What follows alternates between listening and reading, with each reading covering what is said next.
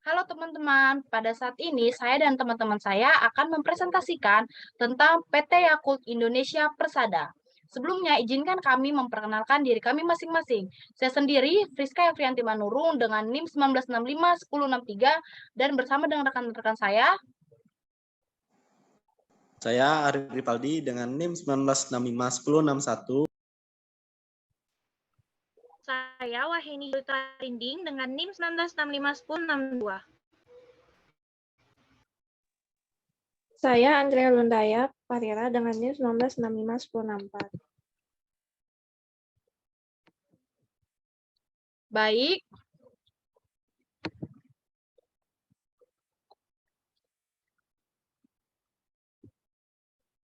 Yang pertama akan dijelaskan oleh Waheni Julita Parinding. Yang pertama yaitu profil perusahaan PT Yakult Indonesia Persada. Nama perusahaan PT Indonesia Persada, alamat Plaza, PEP Lantai 7, Jalan TB, Simatupang, nomor 57, Jakarta. Tahun berdirinya pada tanggal 2 Februari 1990, beroperasi 1 April 1997. Produk susu kultur, merek produk Yakult, produksi Januari 1991. Luas tanah 50 meter kubik.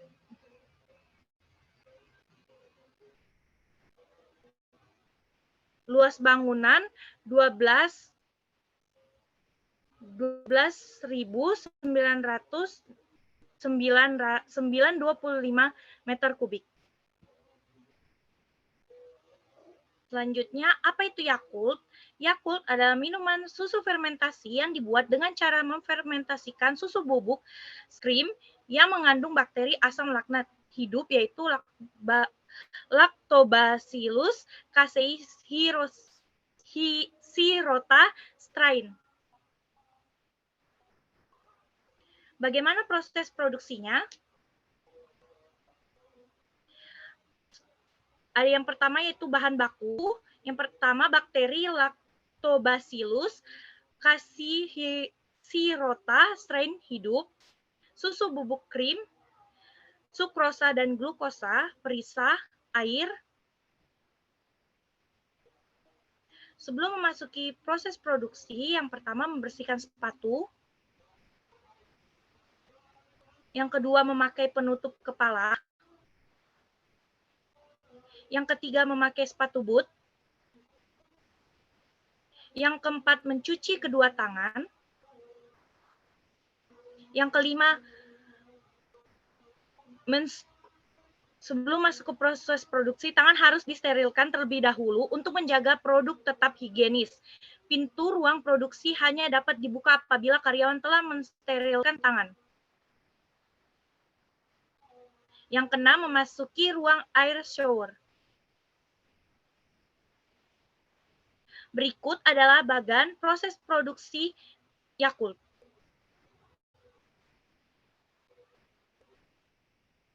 Selanjutnya, proses produksi akan dijelaskan oleh Arif Rivaldi.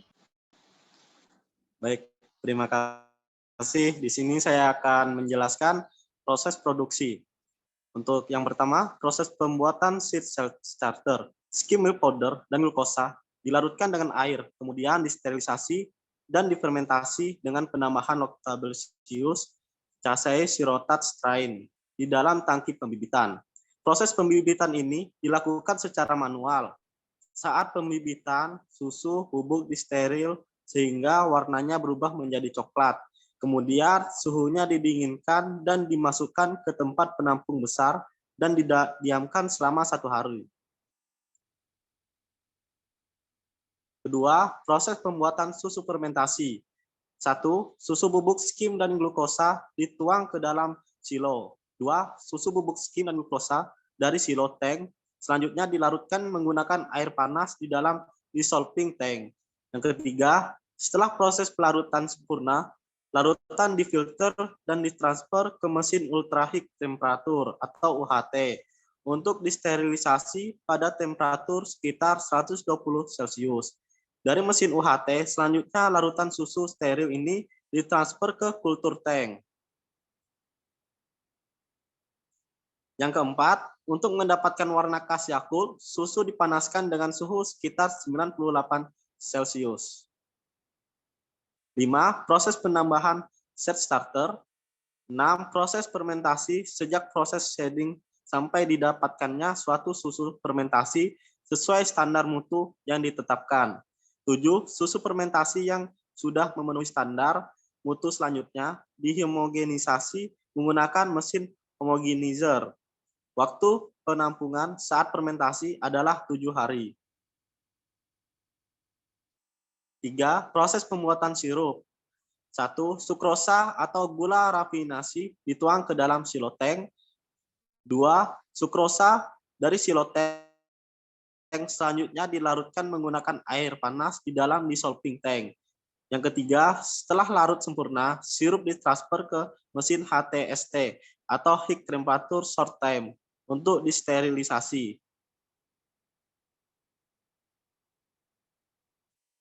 Yang keempat, proses mixing. Proses mixing 1 adalah proses di mana susu fermentasi dari mesin homogenizer ditransfer ke storage tank yang sudah berisi dengan sirup steril. Hasil dari proses ini disebut sebagai Yakult Concentrate. 5. Proses sterilisasi air pencampur. Air yang sudah mendapatkan perlakuan awal selanjutnya disterilisasi dengan mesin ultraviolet atau UV dan ditampung sebagai air steril di dalam water tank. Yang keenam, proses mixing 2. Proses mixing 2 ini adalah proses pencampuran antara Yakult dengan air steril di mesin blending.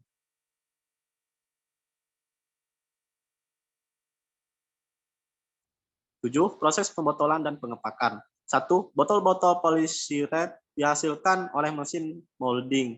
Proses pencetakan botol menggunakan 15 mesin.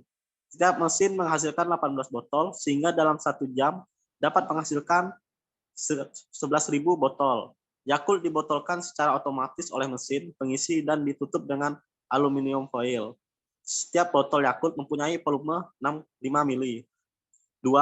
Yakult yang sudah dibotolkan selanjutnya dikemas menjadi kemasan multi yang terdiri dari 5 botol atau pak dan dikemas lagi menjadi kemasan repacks yang terdiri dari 10 pak multi atau 50 botol. Terus penyimpanan dingin. Yakult yang sudah dikemas selanjutnya disimpan dalam cold storage. Penyimpanan botol dilakukan dengan filter udara.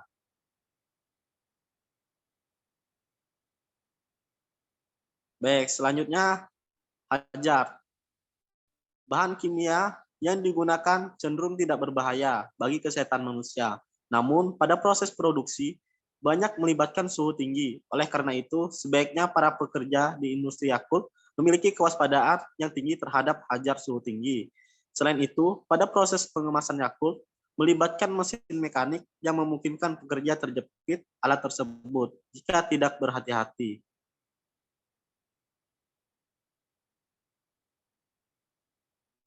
Selanjutnya, saya akan menjelaskan aspek non-keuangan PT Yakult Indonesia Persada. 1. Aspek hukum. 2. Aspek lingkungan. 3. Aspek budaya. 4. Aspek ekonomi.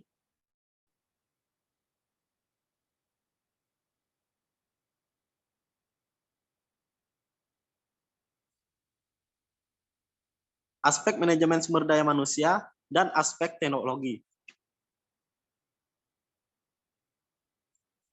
Selanjutnya, daftar aktiva tetap akan dijelaskan oleh Saudari Friska. Baik, terima kasih. Di sini ada daftar aktiva tetap. Yang pertama gedung, kedua kendaraan, ketiga tangki pelarutan, keempat tangki pembibitan, kelima tangki fermentasi, keenam tangki pencampuran, ketujuh tangki penampungan, kedelapan mesin pembuat botol, kesembilan mesin pengisian, 10 mesin pengepakan, dan yang ke-11 bak penampungan limbah. Yang berikutnya ialah daftar penyusutan aktiva tetap. Total harga perolehan sebesar Rp2.345.000.000, tarif penyusutan per bulan sebesar Rp78.166.667. Tarif penyusutan per tahun sebesar Rp195.416.667. Lalu tarif penyusutan per produksi sebesar Rp542.824. Berikutnya ada daftar biaya. Yang pertama, daftar biaya produksi. Total harga satuan sebesar Rp124.000. Total harga per produksi sebesar Rp55.250.000. Total harga per bulan sebesar Rp1.657.500.000. Yang kedua ialah daftar biaya overhead pabrik. Total harga satuan sebesar Rp11.190.000. Yang kedua, total harga per produksi sebesar Rp137.110. Dan total harga per bulan sebesar Rp4.113.300. Yang ketiga ada biaya tenaga kerja langsung. Total dari jumlah gaji sebesar Rp25.600.000. Yang keempat ada biaya non-produksi. Total biaya per bulan sebesar Rp32.500.000. Berikutnya laporan laba rugi akan dijelaskan oleh Andrea Lundaya. Laporan laba rugi. PT Yakult Persada Indonesia, laporan laba rugi periode Oktober 2022. Laba kotor sebesar Rp2.198.386.700. Total beban operasi sekitar Rp32.500.000. Laba bersih setelah pajak itu sebesar Rp1.648.128.678.700.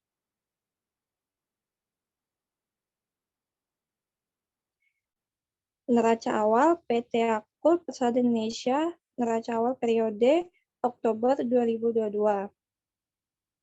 Jumlah kasnya 900 juta. Jumlah aktiva tetap sebesar 2.345.000.000. Jumlah hutang dan modal senilai 2.825.000.000.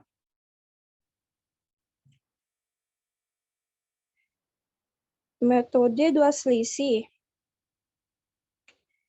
Selisih terkendali senilai 2 juta. Selisih terkendali senilai 1.200.000. Selisih volume.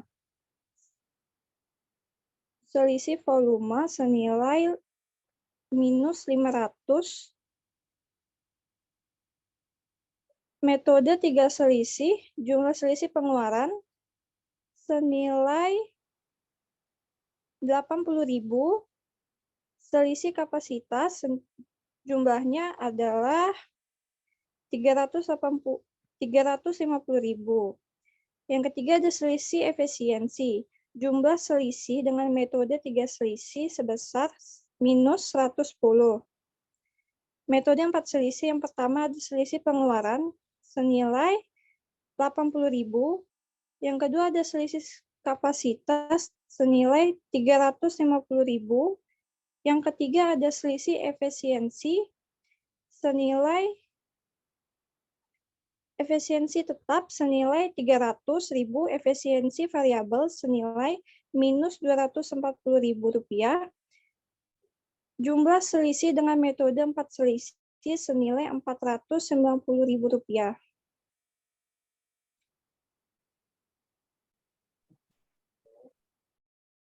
Baik, itu yang bisa kami presentasikan. Kurang lebihnya mohon dimaafkan. Sekian dan terima kasih.